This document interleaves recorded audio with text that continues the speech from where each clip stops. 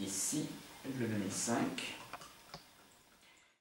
Le 2005, lui, a, on va dire, une très belle robe, bien sûr, et donc la couleur ici, on n'est plus sur le rouge vermillon, avec un liseré rouge orangé. Alors maintenant, on va passer au nez. Premier nez. Second nettement supérieur au premier. Troisième s'ouvre encore. Ah, c'est intéressant parce que dans le troisième, on trouve des arômes de pruneau. Et là, par contre, on a un Châteauneuf accompli. On commence à avoir des arômes de cuir, on commence vraiment et pruneau. Alors là, je trouve cuir et pruneau, c'est incroyable. Et alors, c'est une chose, on va voir en bouche, mais je le trouve vraiment superbe et moins fermé que la dernière fois. Car la dernière fois, il était fermé. Là, vraiment en cuir et pruneau, très beau. Alors, je vais regarder par rapport à ce que j'avais mis. Nez. Alors, c'est pas renard, donc c'est pas bon. Il est là.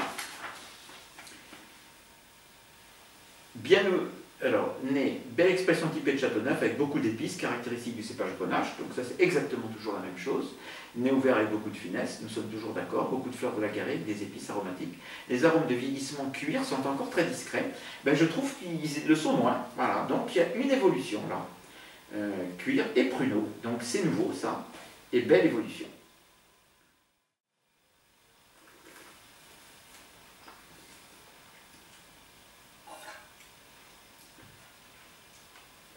Un nez comme ça, la bouche proche. Mais alors vraiment, il y a une harmonie dans ce vin, incroyable. Donc, très harmonieux.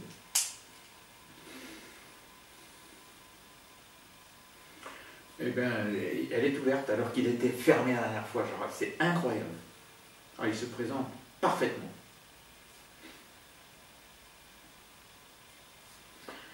Alors, je trouve qu'il y a du laurier dedans.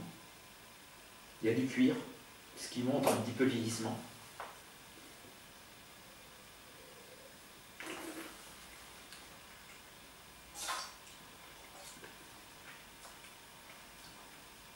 Des épices. Laurier cuir, c'est magnifique. Un peu de cacao, à nouveau du pruneau que j'avais trouvé au nez. Un peu de cacao. Alors, qu'est-ce qu'on avait trouvé? Bouche bien ouverte avec cette épicité d'un beau Châteauneuf, on est bien d'accord, bien arrondi avec beaucoup d'épices. Un petit peu de figue. Est-ce qu'elle y est toujours la figue?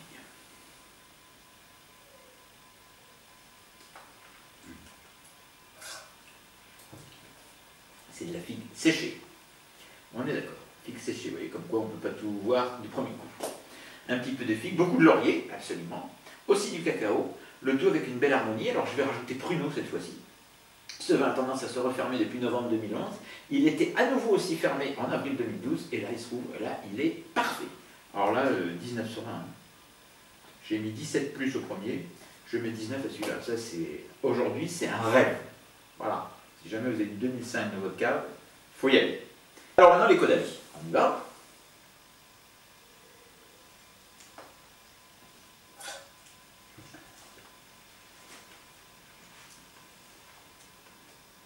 Top.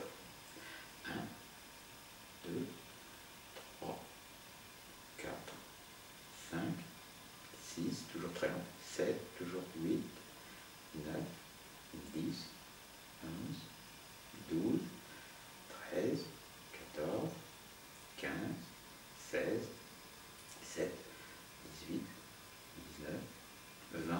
Alors bien, il va falloir arrêter un jour. 22, 23 à peu près. Voilà. Le 2005, lui. Alors 2005, curieusement, était déjà incroyablement, mais presque vieilli en 2008. Il avait déjà cette couleur rouge vermillon. Il avait déjà ses arômes d'épices et de garrigue. On avait l'impression, alors qu'il était très jeune, que ce vin était déjà, ça arrive hein, sur certains vins, déjà accompli. Il avait un petit peu alors, le cacao déjà en avril 2008, très en harmonie. Il s'est très très bien présenté ce vin. Le laurier est apparu oui, en octobre 2008. Donc, ensuite, il s'est refermé, alors vraiment complètement fermé en 2009. Il s'est rouvert un petit peu sur le mois de juillet 2009. était ensuite un peu stable, et puis toujours stable, stable, stable, et incroyable, donc là, il est